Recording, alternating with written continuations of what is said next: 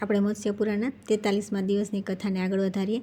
આ પ્રમાણે તે બળવાન દાનવ દ્વારા સૈનિકોને ગળી જતા જોઈને વાહન સહિત ઇન્દ્ર અત્યંત દીન થઈ ગયા। તેમની ભુજાઓ થાકી ગઈ, તેઓ કિંકર્તવ્યમૂળ થઈ ગયા। ત્યારે તેમણે ભગવાન જનાર્દનને આ પ્રમાણે કહ્યું કે ભગવાન, હવે આ વિષયમાં શું કરવું જોઈએ, જેનો આશ્રય લઈને અમે લોકો યુદ્ધની ઈચ્છાથી પ્રેરિત થઈને આ દાનવ સાથે યુદ્ધ કરી શકીએ। આ સાંભળીને શ્રીહરિ ઇન્દ્રને આ પ્રમાણે કહ્યું કે પુરંદર, આ સમયે તમારે ભયભીત થઈને રણભૂમિથી વિમુખ થવું ન જોઈએ। તમે તુરત જ શત્રુની સામે મહામાયાનો વિસ્તાર કરો। આ દૈત્ય જે પ્રમાણે પુરુષાર્થ કરીને યુદ્ધ કરી રહ્યો છે તેને હું જાણું છું। સામર્થ્યશાળી ઇન્દ્ર, તમે મોહિત ન થાઓ, તુરત બીજા અસ્ત્રનું સ્મરણ કરો। આ સાંભળીને દેવરાજ ઇન્દ્ર તે દાનવ પર વિશેષ ક્રોધિત થયા અને તેમણે પ્રયત્નપૂર્વક તે અસુરના વક્ષસ્થળ પર નાણાસ્ત્રનો પ્રયોગ કર્યો। આ દરમિયાન મુખ ફેલાવીને દૈત્યરાજ જંબ ક્ષણમાત્રમાં 3 લાખ ગંધર્વો, કિન્નરો અને રાક્ષસોને ગળી ગયો। ત્યાર પછી તે નારાયણાસ્ત્રના તે અસુરના વક્ષસ્થળ પર જઈને પડ્યું। તે મહાન અસ્ત્રના પ્રહારથી તેનું હૃદય વિદીર્ણ થઈ ગયું અને તેમાંથી રક્ત વહેવા લાગ્યું। ત્યારે તે અસુરાનંદન યુદ્ધભૂમિ છોડીને દૂર ચાલ્યો ગયો। તે અસ્ત્રના તેજથી તે દૈત્યનું રૂપ નષ્ટ થઈ ગયું હતું। ત્યાર પછી તે દૈત્ય અદૃશ્ય થઈને આકાશમાં અંતર્ધ્યાન થઈ ગયો। ફરી આકાશમાં સ્થિત થઈને તે એવા ઇતિરાતીત શસ્ત્રો ફેંકવા લાગ્યો જે દેવસેનાના સંહારમાં વિશેષ કારણ હતા। તે સમયે તે ક્રૂર દાનવ ભાલા, ફરસા, ચક્ર, બાણ, વજ્ર, મુદ્ગર, કુઠાર, તલવાર, ભિંદીપાલ વગેરે અસ્ત્રોની વર્ષા કરવા લાગ્યો। આ બધા શસ્ત્ર અમોઘ અને અવિનાશી હતા। દેવસેના પર દાનવો દ્વારા છોડવામાં આવેલા તે ભીષણ અસ્ત્રોના પ્રહારથી કપાયેલી ભુજાઓ, કુંડળ સાથેના મસ્તકો, હાથીઓની સૂંઢ સરખી સાથળો, પર્વત જેવા ગજરાજો તથા તૂટી ગયેલા રથના અરસા પડ્યા, ધૂસરીઓ અને સારથીઓ સહિત રથોથી ત્યાંની ભૂમિ છવાઈ ગઈ। ત્યાં માંસ અને રક્તોની કીચડ જામી ગઈ। રક્તથી મોટા મોટા ખાડા ભરાઈ ગયા હતા, જેમાં લહેરો ઉઠી રહી હતી અને લાશોના ઢેર ઊંચી શિલાઓ જેવા દેખાતા હતા। તે યુદ્ધભૂમિમાં તે યુદ્ધભૂમિમાં અનેક ધડ નાચી રહ્યા હતા। તેમના શરીરમાંથી વહેતી ચરબી, માંસ અને રુધિરનો કીચડ જામી ગયો હતો। તે સમયે યુદ્ધભૂમિ ત્રિલોકી માટે ઊભા સંહાર જેવી દેખાઈ રહી હતી। ત્યાં માંસભોજી શિયાળ, ગીધ, કાગડા, કૂતરા બહુ પ્રસન્નતા અનુભવી રહ્યા હતા। ત્યાં કાગડા લાશની આંખો કોતરતા હતા, ક્યાંક શિયાળો લાશમાંથી મોટા મોટા આંતરડા ખેંચી રહી હતી, ક્યાંક બગલા માંસને ચાવતા હતા, કૂતરા લાશોમાંથી માંસ ખેંચી રહ્યા હતા, ક્યાંક વરુ હાથીઓના ખૂન પી રહ્યા હતા અને કૂતરાઓ ઘોડાઓની લાશો ખેંચી રહ્યા હતા, ક્યાંક રુધિર પીનાર પિશાચ પત્નીઓ સાથે પ્રસન્નતાથી ઉન્મત્ત થઈ રહ્યા હતા। તેઓ પતિ પત્નીઓમાં પોતાની પસંદગીના મૃત શરીરના અંગોમાંથી કોઈ મુખ, કોઈ હાથ, કોઈ ચરબી, કોઈ ગરમ ગરમ રુધિરની માંગણી કરી રહ્યા હતા। કેટલાક યક્ષ પત્નીઓ હાથીઓના દાંત વડે હાથીઓના ગંડસ્થળ ફોડીને તેમાંથી મોતી કાઢી રહી હતી। કોઈ પિશાચ પત્નીઓ તેમાં આપેલા રુધિરમાં માંસને છોડીને તેમને મનગમતા શબોના રુધિર માંસની પતિ પાસે માંગણી કરતી હતી। કેટલાક પિશાચો તેમની પત્નીઓ સાથે રુધિરની નદીઓમાં સ્નાન કરીને પવિત્ર થઈને પોતાના પિતરો અને દેવતાઓના તર્પણને કરીને તેમની અર્ચના કરતા હતા। કેટલાક હાથીરૂપી નૌકા પર બેસીને રક્તથી ભરેલા કુંડોને પાર કરી રહ્યા હતા। આ પ્રમાણે ઘોર સંકટથી ભરેલા સંગ્રામમાં દુર્જય યોદ્ધા નિર્ભય થઈને લડી રહ્યા હતા। ત્યાર પછી મહાબળી ઇન્દ્ર, કુબેર, વરુણ, વાયુ, અગ્નિ, યમ અને નિરુત આ બધા લોકોએ આકાશમાં દાનવોને લક્ષ્ય કરીને દિવ્યાસ્ત્રનો પ્રહાર કરવા લાગ્યા, પરંતુ દાનવો પર છોડેલા દેવતાઓના તે બધા અસ્ત્ર વ્યર્થ થઈ ગયા। જોકે દેવતાઓ સંગઠિત થઈને અત્યંત ક્રોધથી ભયંકર યુદ્ધ કરી રહ્યા હતા, તેમ છતાં તેઓ તે દૈત્યની ગતિ સમજી ન શક્યા। તે સમયે તેઓ બહુ થાકી ગયા હતા, તેથી તેઓ ઠંડીથી પીડિત ગાયોની જેમ પરસ્પર એકબીજાની પાછળ છુપાવા લાગ્યા। દેવતાઓને આવી દશામાં પડેલા જોઈને શ્રીહરિ ઇન્દ્રને કહ્યું કે દેવેન્દ્ર, હવે તમે તે બ્રહ્માસ્ત્રનું સ્મરણ કરો, જેના માટે કોઈ અવધ્ય છે જ નહીં, અર્થાત તે બધાને વધ કરી શકે છે। આ પ્રમાણે ભગવાન વિષ્ણુ દ્વારા પ્રેરિત કરવાથી ઇન્દ્રે તે મહાન તેજસ્વી અસ્ત્રનું સ્મરણ કર્યું। ત્યાર પછી બુદ્ધિમાન ઇન્દ્રે પોતાના મનને મંત્ર સમાધિમાં લીન કરી દીધું। પછી તેમણે ઇન્દ્રિયોને વશ કરીને નિત્ય પૂજિત થનારા શત્રુ સંહારક બાણને પોતાના ધનુષ પર મૂકીને મંત્રનું ઉચ્ચારણ કરીને બુદ્ધિમાં દૈત્યની વધની પ્રતિજ્ઞા કરી અને ધનુષ્યને કાન સુધી ખેંચીને તે પરમ તેજસ્વી બાણને છોડી દીધું। એ પછી જ્યારે જંભાસુરે તે મહાન અસ્ત્રને છોડતા જોયું ત્યારે તે પોતાની માયાનો ત્યાગ કરીને પૃથ્વી પર સ્થિત થઈ ગયો। તે સમયે તે ધ્રુજી રહ્યો હતો, મુખ સુકાઈ ગયું હતું અને બળ ક્ષીણ થઈ ગયું હતું। આ પ્રમાણે તે અત્યંત વ્યાકુળ થઈ ગયો। તે દરમિયાન ઇન્દ્રનું છોડેલું બાણ જંભાસુરના ગળા પર જઈને પડ્યું। તેના આઘાતથી જંભાસુરના કુંડળો અને મુગટ સહિત મસ્તક જમીન પર પડી ગયું। આ પ્રમાણે જંભાસુરના મરાઈ જવાથી બધા દાનવો યુદ્ધથી વિમુખ થઈ ગયા। તેમના કેટલાક સંકલ્પો અધૂરા રહી ગયા। તેઓ તારકાસુર પાસે ચાલ્યા ગયા। તેમને ભયભીત જોઈને તથા યુદ્ધભૂમિમાં દાનવરાજ જમને દેવતાઓ દ્વારા મરાઈ ગયેલા સાંભળીને તારક બહુ ક્રોધિત થઈ ગયા। તે સમયે તારકમાં અભિમાન, ક્રોધ, ગર્વ, પરાક્રમ, આવિષ્કાર વગેરે ભાવ દેખાતા હતા। ત્યારે દાનવરાજ તારક હજારો ગરુડોની જેમ વેગીલા અને વિજયશીલ રથ પર સવાર થઈને દેવતાઓ દેવતાઓ સાથે યુદ્ધ કરવા માટે ક્રોધપૂર્વક ચાલ્યા. તે સમયે તે સર્વ પ્રકારના અસ્ત્રોથી સુસજ્જ, બધા અસ્ત્રો વડે સુરક્ષિત, ત્રિલોકીના ઐશ્વર્યથી સંપન્ન અને વિસ્તૃત અને વિશાળ મુખથી સુશોભિત હતા. તે વિશાળ સેના સાથે યુદ્ધ માટે આવી પહોંચ્યા ત્યારે તેના બધા અંગો જંભાસુરના અસ્ત્રથી શક્ત વિષક્ત થઈ ગયા હતા. તે ગજરાજ ઐરાવતને છોડીને ઇન્દ્ર રથ પર સવાર થઈ ગયા. તે રથ ઇન્દ્રના તેજથી સુરક્ષિત અને માતલી દ્વારા સજાવવામાં આવ્યો હતો. તે તપાવેલા સુવર્ણથી વિભૂષિત હતો. તેના પર સિદ્ધગણ બેઠા હતા. તેમાં ગંધર્વ અને કિન્નર ગાન કરી રહ્યા હતા તથા અપ્સરાઓ નૃત્ય કરી રહી હતી. તે સર્વ પ્રકારના અસ્ત્રોથી ભરપૂર હતો. દેવરાજના તે રથને ગરુડ ધ્વજ ભગવાન વિષ્ણુ સહિત બધા લોકપાલ કવચથી સજ્જ થઈને ચારે બાજુ ઘેરીને ઊભા હતા. ત્યાર પછી પૃથ્વી ધ્રુજવા લાગી, શુષ્ક હવા ચાલવા લાગી, સમુદ્રમાં ભરતી આવવા લાગી, સૂર્યની ક્રાંતિ નષ્ટ થઈ ગઈ, ચારે બાજુ ઘોર અંધકાર છવાઈ ગયો, જેથી તારાઓ દેખાતા બંધ થઈ ગયા. અકસ્માત અસ્ત્ર પ્રકાશિત થઈ ઉઠ્યા અને સેના ધ્રુજવા લાગી. એક બાજુ દૈત્ય જે તારક હતો તો બીજી બાજુ દેવતાઓના સમૂહ હતા. એક બાજુ લોકોનો વિનાશ હતો તો બીજી બાજુ જગતનું પાલન. આ પ્રમાણે ત્યાં સુર અને અસુરના ભેદથી બધા ચરાચર પ્રાણી ઉપસ્થિત હતા. તે બે ભાગોમાં વિભક્ત હોવા છતાં પણ એક જેવા દેખાતા હતા. ત્રણેય લોકમાં જેટલી પણ સત્તા સંપન્ન વસ્તુ હતી તે બધી પોતાના ઐશ્વર્ય સહિત ત્યાં દેખાતી હતી. બળવાન અને પરાક્રમી દેવતાઓ અને અસુરોની તપસ્યાના બળથી ત્યાં તેજસ્વી અસ્ત્ર, ધન, ધૈર્ય, સેનાબળ, સાહસ અને પરાક્રમની જમાવટ જોવા મળતી હતી. ત્યારબાદ તારકને સામેથી આક્રમણ કરતો જોઈને ઇન્દ્ર વગેરે દેવતાઓ એવા 9 બાણોથી તારકના હૃદયને વિદીર્ણ કરી નાખ્યું. ત્યારે દૈત્યરાજ તારકે દેવતાના તે બાણની કોઈ પરવા ન કરી દરેકે દેવતાને ક્રમશઃ એવા 9 બાણોથી વિંધી નાખ્યા. પછી દેવતાઓ સંગ્રામ ભૂમિમાં સતત બાણવૃષ્ટિ કરવા લાગ્યા, પરંતુ દાનવરાજ તારકે તે બાણવૃષ્ટિને પોતાની પાસે પહોંચે તે પહેલાં જ આકાશમાં નષ્ટ કરી દીધી. ત્યાર પછી દાનવરાજે દેવતાઓની ભુજાઓથી છોડેલા તે બાણોનું નિવારણ કરીને પોતાના બાણોથી આકાશ, પૃથ્વી અને દિશાઓને ભરી દીધી. તે ઉપરાંત તેણે પોતાના સ્થાન પર સ્થિત રહીને હાથની સ્ફૂર્તિથી છોડેલા બાણો દ્વારા દેવતાઓના બાણોને પૃચ્છભાગને કાપી નાખ્યા. તેના તે બાણ અતિ નિર્મળ, સુવર્ણ અને ચાંદી જેવા ઉજ્જવળ અને અત્યંત તીક્ષ્ણ હતા. તેમનામાં કંક અને મોરપંખ લગાવેલા હતા તથા તે ધનુષ્ય કાન સુધી ખેંચીને છોડેલા હતા. તે પછી દાનવરાજ તારકે 100 બાણોથી ઇન્દ્રને, 70 બાણોથી નારાયણને, 90 બાણોથી અગ્નિને, 10 બાણોથી વાયુના મસ્તકને, 10 બાણોથી યમને, 70 બાણોથી કુબેરને, 8 બાણોથી વરુણને તથા 28 બાણોથી નિરુતિને ઘાયલ કરી દીધા. ફરી તે દૈત્ય પ્રત્યેક પુનઃ 10 બાણોથી વિંધી નાખ્યા. તે પછી તે દૈત્ય 3 બાણોથી મતલી પર અને 10 બાણોથી ગરુડ પર પ્રહાર કર્યો તથા કેટલાક તીક્ષ્ણ બાણોથી દેવતાઓના કવચોને કાપી નાખ્યા. આ પ્રમાણે બાણોના આઘાતથી દેવતાઓ, કવચ અને ધનુષ રહિત થઈ ગયા. તે પછી આ યુદ્ધભૂમિમાં ક્રોધથી ભરેલા લોકપાલો બીજા ધનુષ લઈને ચારે બાજુથી અમુક બાણો દ્વારા દાનવેન્દ્ર તારકને ઘાયલ કરવા લાગ્યા. ત્યારે તે દાનવરાજના નેત્ર અમરથી લાલ થઈ ગયા. પછી તો દેવતાઓ પર અગ્નિ જેવા બાણની વર્ષા કરવા લાગ્યો. પુનઃ તેણે પ્રલયકાળના અગ્નિ જેવું એક વિકરાળ બાણ લઈને તુરત જ ઇન્દ્રની છાતી પર પ્રહાર કર્યો. પુનઃ અંતરિક્ષમાં હજારો સૂર્યબિંબની જેમ ઉદ્દીપ્ત થયા હોય તેવા પરાક્રમી વિષ્ણુને જોઈને તે દાનવ અનાયાસે 2 બાણોથી તેમના ખભાઓના મૂળ ભાગમાં એવા પ્રહાર કર્યા જેથી કેશવનું શાંખ ધનુષ્ય તેમની આગળ પડી ગયું. એના પછી દૈત્યરાજ તારકે રણભૂમિમાં પ્રેતનાથ, યમ તથા તેમની જમણી બાજુમાં સ્થિત વસ્તુને પણ બાણોથી વિંધી નાખ્યા અને અગ્નિ સમાન દાહક બાણોથી વરુણના શરીરને સૂકવી નાખ્યું તથા શીઘ્ર અગ્નિ જેવા બાણોથી યોદ્ધાઓને પણ ભયભીત કરીને ભગાડી દીધા.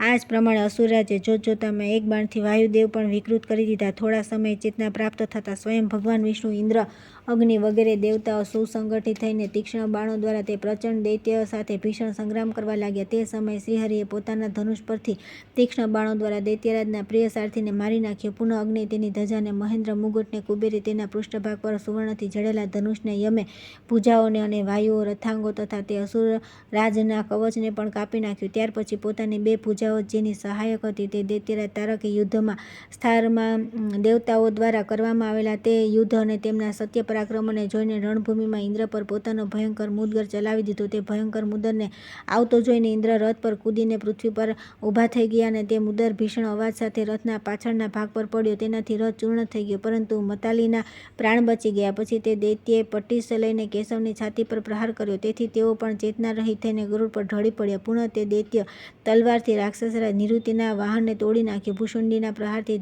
યમરાજને ધરાશાયી કરી દીધા. ભિંદીપાલથી અગ્નિના મસ્તક પર પ્રહાર કર્યો. વાયુને બંને હાથોથી ઉઠાવીને જમીન પર પટકી દીધા અને કુપિત થઈને કુબેરને પણ ઘાયલ કરી દીધા. પછી અનુપમ પરાક્રમી દૈત્યરાજે સમરભૂમિમાં પ્રત્યેક દેવતા પર અસંખ્ય શસ્ત્ર પ્રહાર કર્યા. ત્યાર પછી થોડા સમય ચેતના પ્રાપ્ત થતાં ભગવાન વિષ્ણુએ પોતાના દુર્ગસ ચક્રને, જે માંસભોજી અસુરોનો સંહાર કરવા તત્પર હતું, હાથમાં લીધું અને દાનવરાજના વૃક્ષ સ્થળ પર છોડી દીધું. તે સૂર્ય સમાન તેજસ્વી ચક્ર દૈત્યના હૃદય પર જઈને પડ્યું, પરંતુ તેના શરીર પર પડતા તે એ રીતે તૂટી ગયું જેમ પથ્થર પર પડેલું નીલકમલ છિન્નભિન્ન થઈ જાય. પ્રતાપથી દેવેન્દ્ર ઇન્દ્રે પોતાના ચિરકાળથી અર્ચિત વજ્રને છોડ્યું, જેના વડે તેમને આ યુદ્ધમાં વિજયની પૂરી આશા હતી. પરંતુ તે પરાક્રમશાળી તારકના શરીરથી ટકરાઈને તણખા વિખેરતું રહીને સેંકડો ટુકડાઓમાં તિતર વિતર થઈ ગયું. પછી વાયુએ તે અસુરના વક્ષસ્થળ પર અગ્નિ સમાન તેજસ્વી પ્રજ્વલિત અંકુશ ફેંક્યું, પરંતુ વજ્રની જેમ જ નષ્ટ થઈ ગયું. આ પ્રમાણે પોતાના અંકુશને નષ્ટ થયેલું જોઈને વાયુએ વિશાળ પર્વત, જે 5 યોજન વિસ્તારનો હતો, તે ઉખેડી નાખ્યો, દાનવરાજ પર ફેંકી દીધો. તે પર્વતને આવતો જોઈને દૈત્ય સહેજમાં જ બાળકોના દડાની જેમ તેને ડાબા હાથે પકડી લીધો. પછી અત્યંત કુપિત થયેલા દુર્જય યમરાજે પોતાનો દંડ ઉઠાવ્યો અને તેને વેગપૂર્વક ઘુમાવીને દૈત્યેન્દ્ર પર ફેંકી દીધો. તે દંડ અસુરના મસ્તક પર પડ્યો તો ખરો, પરંતુ દૈત્યને તેની ખબર પણ ન પડી. ત્યાર પછી અગ્નિ યુદ્ધભૂમિમાં દાનવેન્દ્ર પર પોતાની શક્તિ છોડી, જે પ્રલયકાંડ અગ્નિ સમાન તેજસ્વીની, અજેય અને દુર્ગસ હતી, પરંતુ તે દાનવના વક્ષસ્થળ પર પુષ્પમાળાની જેમ સુશોભિત થઈ હતી. તે પછી લોકપાલ નિરુતિએ પણ પોતાના નિર્મળ અને સમસ્ત દિશાઓને પ્રકાશિત કરનારા ખડગને મ્યાનમાંથી ખેંચીને તે દાનવ પર છોડી દીધું. તે ખડગ તેના મસ્તક પર જઈને પડ્યું, પરંતુ પડતાની સાથે તે ખડગ સેંકડો ટુકડાઓમાં ચૂરેચૂરા થઈ ગયું. પછી વરુણે તે દૈત્યની ભુજાઓને બાંધી દેવાની ઈચ્છાથી પોતાનો દુર્ગસ વિષ અને અગ્નિ સમાન ભયંકર પાશ ફેંક્યો, પરંતુ તે સર્પપાશ દૈત્યની ભુજા પર જઈને તુરત જ નષ્ટ થઈ ગયો. તેની કરવત જેવી દંતપંક્તિ તથા વિશાળ દાઢી તૂટી ફૂટીને નષ્ટ થઈ ગઈ. તે પછી અશ્વિનીકુમાર, મરુદગણ, સાધ્યગણ, મોટા મોટા નાગ, યક્ષ, રાક્ષસ, ગંધર્વ, આ બધા મહાબળી દેવતાઓ દિવ્યાસ્ત્રો ધારણ કરીને એક સાથે દૈત્યરાજ પર પ્રહાર કરવા લાગ્યા, પરંતુ વજ્ર તથા પર્વત જેવા તેના શરીર પર અસ્ત્રોનો કોઈ પ્રભાવ ન પડ્યો. તે પછી દાનવરાજ તારકે રથ પર કૂદીને મુકાઓ તથા પગની ઠોકરોથી કરોડો દેવતાઓનું કચુંબર કરી નાખ્યું. મૃત્યુથી ઉગરી ગયેલા દેવતાઓના સૈનિકો ભયભીત થઈને ચારે બાજુ ભાગી ગયા. પછી તે દૈત્ય રણભૂમિમાં ભગવાન કેશવ સહિત ઇન્દ્ર વગેરે બધા લોકપાલોને સુદ્રઢ પાસથી તે પ્રમાણે બાંધી દીધા, જેમ કસાઈ પશુઓને બાંધે છે. પછી તે રથ પર બેસીને પોતાના નિવાસસ્થાન તરફ ચાલ્યો ગયો, જે સિદ્ધો અને ગંધર્વોથી સેવિત એક વિશાળ પર્વતના શિખર પર સ્થિત હતું. તે સમયે તેના મનોરંજન માટે દૈત્યો અને અપ્સરાઓ તેની સ્તુતિ કરી રહ્યા હતા. તે દેશમાં ત્રિલોકીની લક્ષ્મી એ પ્રમાણે પ્રવિષ્ટ થઈ રહી હતી, જાણે પોતાના નગરમાં જઈ રહી હોય. ત્યાં પહોંચીને તે પદ્મરાગ, મણિ અને રત્નોના સિંહાસન પર વિરાજમાન થયો. ત્યારે કિન્નર, ગંધર્વ અને નાગોની સ્ત્રીઓ તેને મનોવિનોદ કરવા લાગી અને મન બહેલાવતી વખતે તેના મણિ નિર્મિત કુંડળ ઝળહળી રહ્યા હતા. ત્યાર પછી આવે છે 154મો અધ્યાય. તારકના આદેશથી દેવતાઓની બંધન મુક્તિ. દેવતાઓનું બ્રહ્માની પાસે જવું અને પોતાની વિપત્તિની વાત કહેવી. બ્રહ્મા દ્વારા તારક વધના ઉપાયનું વર્ણન. રાત્રિ દેવીનો પ્રસંગ, તેમનો પાર્વતી રૂપે જન્મ, કામદહન અને રતિની પ્રાર્થના, પાર્વતીની તપસ્યા, શિવ પાર્વતીની વિવાહ તથા પાર્વતીનું પુત્ર રૂપે વિરકનો સ્વીકાર કરવો. સૂતજી કહે છે કે ઋષિઓ ત્યાર પછી સ્વચ્છ નીલકમળ જેવા વસ્ત્ર ધારણ કરીને દ્વારપાલ તારકની પાસે ઉપસ્થિત થયો. તેણે પોતાના હાથથી મુખ ઢાંકેલું હતું. તેણે ઘૂંટણોના બળે પૃથ્વી પર માથું ટેકવી ને સૂર્ય સમાન તેજસ્વી શરીરવાળા દૈત્યેશ્વર તારકને થોડા પરંતુ સ્પષ્ટ શબ્દોમાં નિવેદન કર્યું. પ્રભો કાલનેમી દેવતાઓને બંદીવાન બનાવી લઈને દ્વાર પર ઊભો છે. તે પૂછી રહ્યો છે કે આ બંદીઓને ક્યાં રાખવામાં આવે. દ્વારપાલના તે કથનને સાંભળીને દૈત્યરાજે કહ્યું કે અરે, સ્વેચ્છા અનુસાર ક્યાંય પણ રહે, એમને તુરત જ બંધન મુક્ત કરી દેવામાં આવે, કેમ કે હવે તે ત્રણેય ભુવન મારું ઘર છે. આ પ્રમાણે બંધન મુક્ત થયા પછી દેવતાઓ દુઃખી મનથી જગતગુરુ કમળ જન્મા બ્રહ્માના દર્શન કરવા માટે તેમના શરણમાં ગયા. ત્યાં જઈને તે ઇન્દ્ર વગેરે દેવતાઓએ પૃથ્વી પર માથું ટેકવીને બ્રહ્માને પ્રણામ કર્યા અને તેમને પોતાની કરુણ કહાની સંભળાવી. ત્યાર પછી તેઓ સ્પષ્ટ અક્ષરો અને અર્થોથી યુક્ત વચનો દ્વારા બ્રહ્માની સ્તુતિ કરવા લાગ્યા. દેવતાઓ બોલ્યા કે સત્વમૂર્તિ, આપ ઓમકાર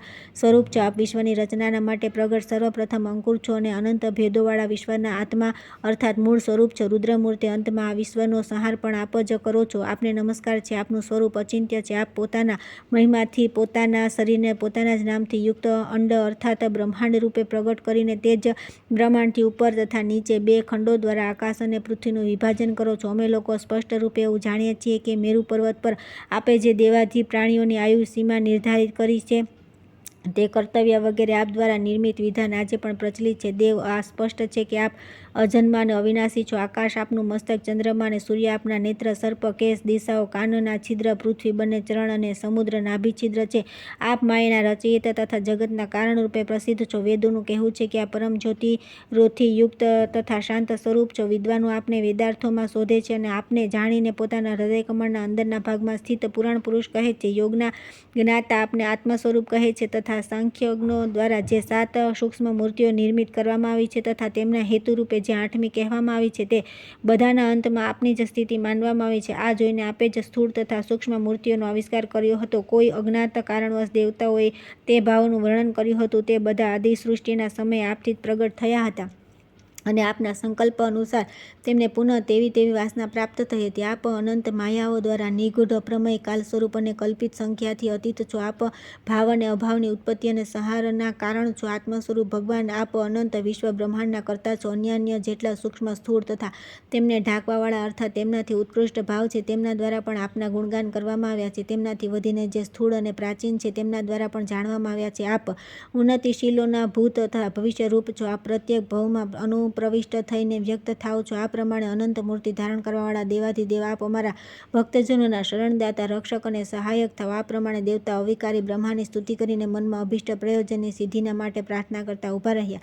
દેવતાઓ દ્વારા આ પ્રમાણે સ્તુતિ કરવાથી બ્રહ્મા બહુ પ્રસન્ન થયા અને પોતાના વરદાયક ડાબા હાથથી દેવતાઓને નિર્દેશ કરતા બોલ્યા. બ્રહ્માજીએ કહ્યું કે ઇન્દ્રભૂષણોથી રહિત તથા મલિન મુખ અને વાળથી યુક્ત તમારું શરીર પતિ વિહીન સ્ત્રીની જેમ શોભતું નથી. ઉત્તાસન ઘુમાડા રહિત હોવા છતાં પણ તમે શોભાયમાન લાગતા નથી. એવું લાગે છે કે જાણે તમે ચિરકાળથી બાળીને શાંત થઈ ગયા છો અને રાખોડીથી ઢંકાઈ ગયા છો. યમરાજ, આ રોગી શરીરમાં તમે શોભતા નથી. એવું લાગે છે કે જાણે તમે ડગલે ડગલે મુશ્કેલીઓનો અનુભવ કરતા રહીને કાલદંડના આધારે ચાલી રહ્યા છો. રાક્ષેન્દ્ર નિવૃત્તિ, તમે રાક્ષસોના સ્વામી હોવા છતાં પણ ભયભીતની જેમ કેમ બોલી રહ્યા છો? અરે શત્રુ સંહારક, તમે તો શત્રુ દ્વારા ઘાયલ થઈ ગયા હોય એવા દેખાવ છો. વરુણ, તમારું શરીર અગ્નિથી ઘેરાયેલા જેવું અત્યંત શુષ્ક દેખાઈ રહ્યું છે. એવું લાગી રહ્યું છે કે જાણે સર્પો તમારા પાશમાંથી લોહી પી ગયા છે. વાયુદેવ, તમે સ્વજનો દ્વારા પરાજિત થયા હોવ તેમ અચેત જેવા દેખાવ છો. કુબેર, તમે પોતાના યક્ષ અધિપત્યને ત્યાગીને કેમ ભયભીત થઈ રહ્યા છો?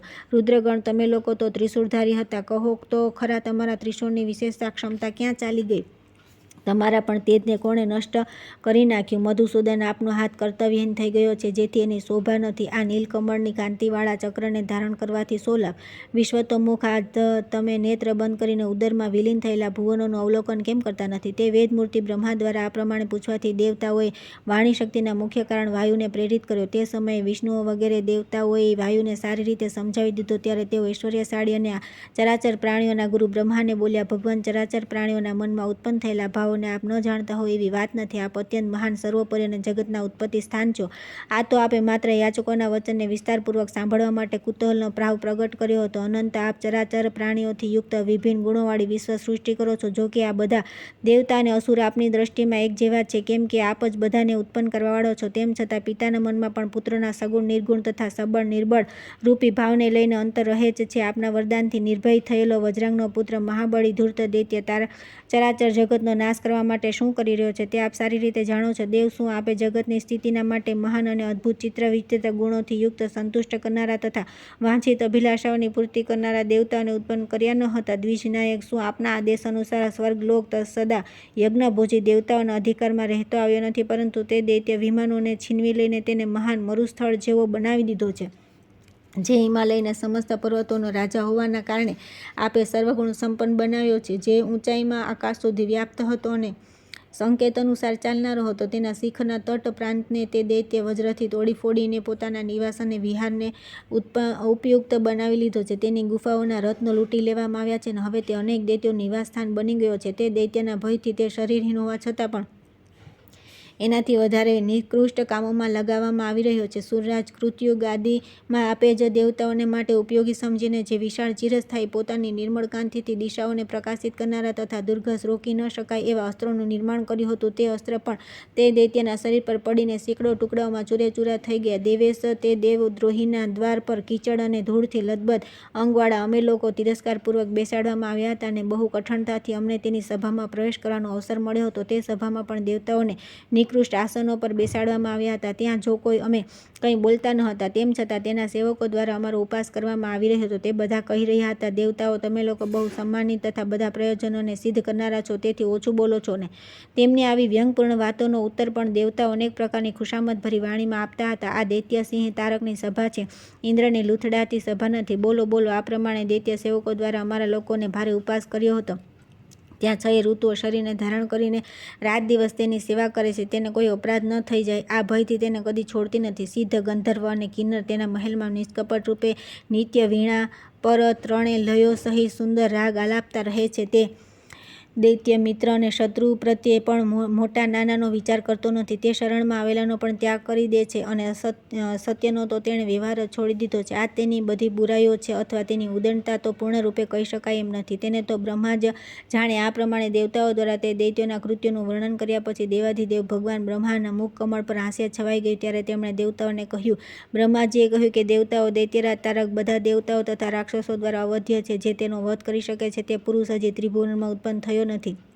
મેં તે દૈત્યરાજને વરદાન આપીને ત્રિલોકીને ભસ્મ કરનારનું તપથી નિવારણ કર્યું હતું. તે સમયે તે દૈત્ય 7 દિવસના બાળક દ્વારા પોતાના મૃત્યુનું વરદાન માંગ્યું હતું. તે 7 દિવસીય બાળક જે શકરજીથી ઉત્પન્ન થશે, સૂર્ય સમાન તેજસ્વી હશે, તે જ તારકનો વધ કરશે. પરંતુ આજે તો સામર્થ્યશાળી ભગવાન શંકર પત્ની રહિત છે. એના માટે મેં પહેલાં જે દેવીના વિષયમાં ઉત્તાન કરતાની વાત કરી હતી તે જ દેવી હિમાચલની કન્યા રૂપે પ્રગટ થશે. તે દેવીનો વરદાયક હાથ સદા ઊંચો જ રહેશે. તે દેવીના સંપર્કથી શંકરજી હરિણીમાં અગ્નિની જેમ જે પુત્રને ઉત્પન્ન કરશે તેને સામે જોઈને તારક પરાજિત થઈ જશે. મેં પણ પહેલાંથી તેવો ઉપાય કરી રાખ્યો છે જેથી આ બધું જ તે પ્રમાણે થશે. ત્યાર પછી તેનો આ સંપૂર્ણ વૈભવ નષ્ટ થઈ જશે. તમે નિશ્ચિત ચિત્તે થોડા સમયની હજી પ્રતીક્ષા કરો. કમલજનમાં સાક્ષાત બ્રહ્મા દ્વારા આ પ્રમાણે કહ્યા પછી સ્વર્ગવાસી દેવતાઓ તે દેવેશ્વરને પ્રણામ કરીને પોતાના સ્થાન પર ચાલ્યા ગયા. દેવતાઓના ગયા પછી લોકપિતામાં ભગવાન બ્રહ્માએ જેને પહેલાં પોતાના શરીરથી ઉત્પન્ન કરી હતી તે નિશાનું સ્મરણ કર્યું. ત્યારે ભગવતી રાત્રિદેવી પિતામહની નિકટ ઉપસ્થિત થયા. તે વિભાવરીને એકાંતમાં ઉપસ્થિત જોઈને બ્રહ્મા બોલ્યા. બ્રહ્માજીએ કહ્યું કે વિભાવરી, આ સમયે દેવતાઓને એક બહુ મોટું કાર્ય ઉપસ્થિત થયું છે. દેવી, તમે તમારે અવશ્ય પૂરું કરવાનું છે. હવે તમે કાર્ય વિશે સાંભળો. દૈત્યરાજ તારક દેવતાઓનો કટ્ટર શત્રુ છે. તે અજેય છે. તેનો વિનાશ કરવા માટે ભગવાન શંકર જે પુત્ર ઉત્પન્ન કરશે તે જ તારકનો વધ કરશે. હવે શંકરજીની પત્ની જે દક્ષપુત્રી સતી હતી તે દેવી કોઈ કારણવશ ક્રોધિત થઈને શરીરને ભસ્મ કરી ચૂકી છે. તે જ લોકસુંદરી દેવી હિમાચલની કન્યા રૂપે પ્રગટ થશે. ભગવાન શંકર તેના વિયોગથી ત્રણેય લોકને શૂન્ય સમજીને હિમાલયની ગુફામાં તપસ્યા કરી રહ્યા છે.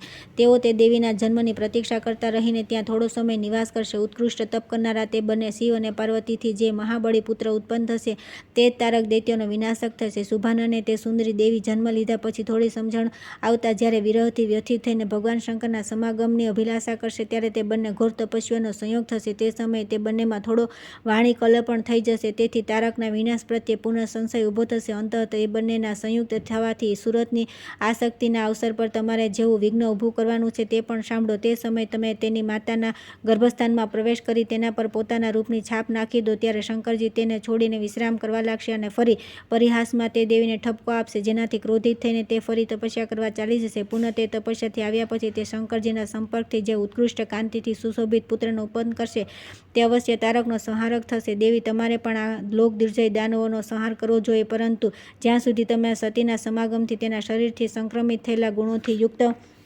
નહીં થઈ જાઓ ત્યાં સુધી દૈત્યોનો સંહાર કરવા સમર્થ થઈ શકતો નથી. આવું કર્યા પછી જ્યારે સૃષ્ટિનો સંહાર કરનારી તે દેવી તપસ્યા કર્યા પછી નિયમોને સમાપ્ત કરીને ઉમા રૂપે પ્રગટ થશે ત્યારે પાર્વતી પોતાના તેજ રૂપને પ્રાપ્ત કરશે.